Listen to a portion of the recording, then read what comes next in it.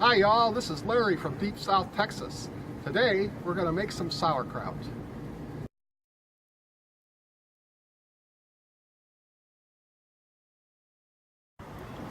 So let's head into the garden and get that cabbage I've been showing you and harvest it for the sauerkraut. There's that beauty right there.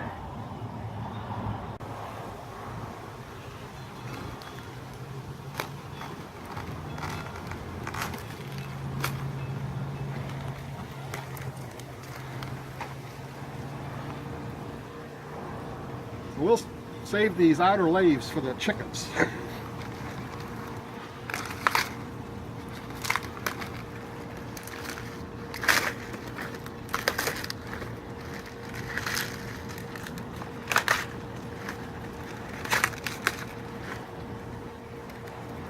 And that's what we have left.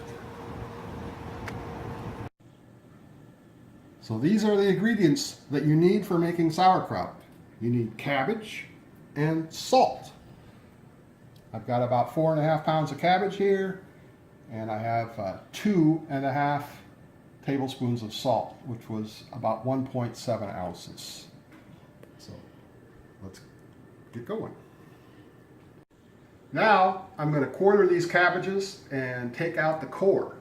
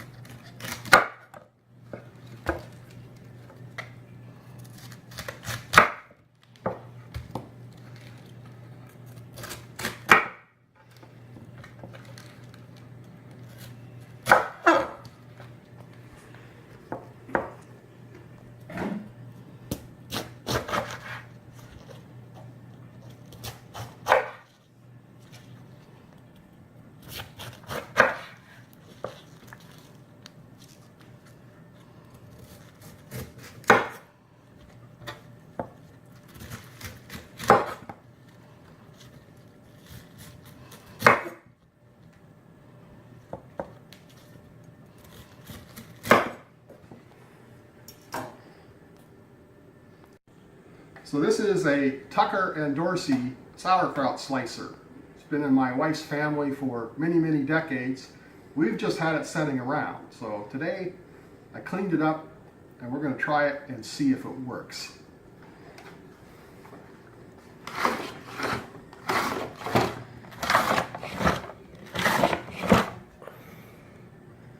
Well, it cuts cabbage, but it's going to be a little bit slow and hard to use, so I'm going to use another one.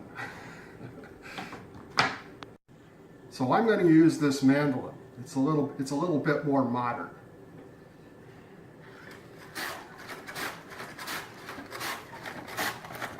I've got it set on its finest setting, which is like 1/32 of an inch.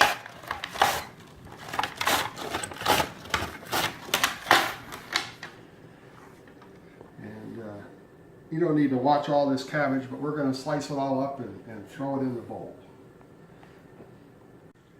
So here's the cabbage all sliced up. Now we add the salt and we just squeeze it and squeeze it and squeeze it till it starts forming its own juice. So let's put the salt in a little bit at a time, mix it up.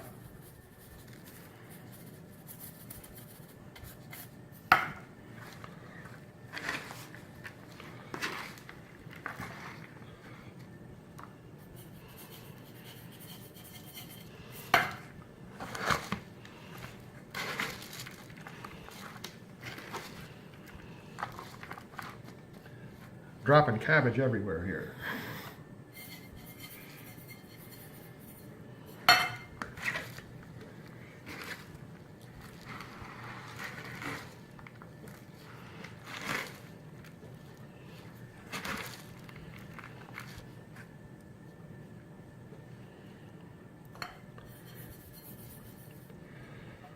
Okay, the salt's all in.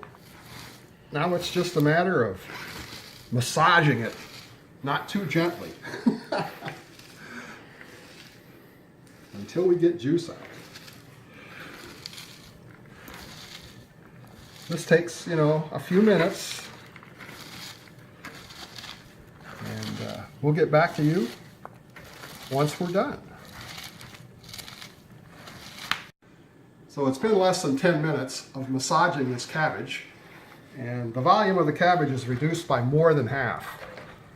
And you can see all the liquid that's come out of the cabbage in the bottom of the bowl. So I think we're ready to start stuffing our jars. I've got 2-quart jars over here. I have boiled them, and they're clean and ready to go.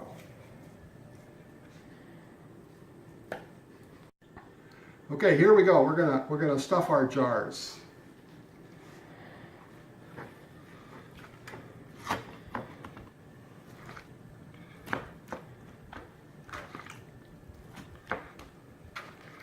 We're gonna save this liquid and pour it down in there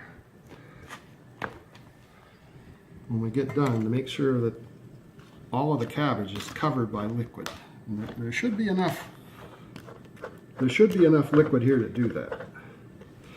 You want to punch it down just as well as you can. Fill the jar just as tight as you can.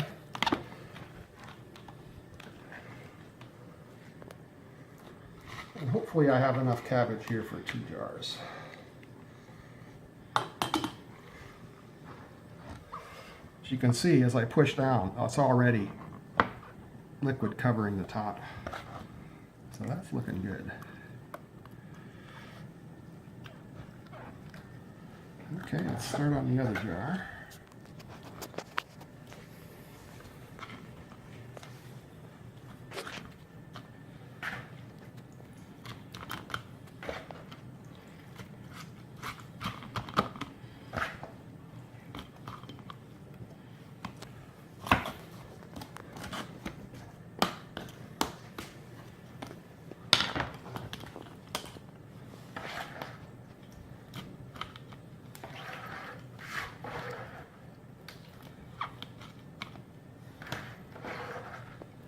So I didn't get quite as much cabbage as I was hoping for. I didn't get both jars full, but it's going to work okay.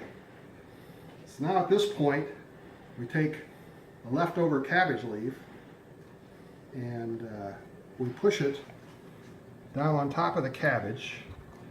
And this cabbage leaf helps make sure that our sauerkraut stays below the level of the water. And then we put in a little bit of the core we saved, and it also helps push it down. We put on our lid.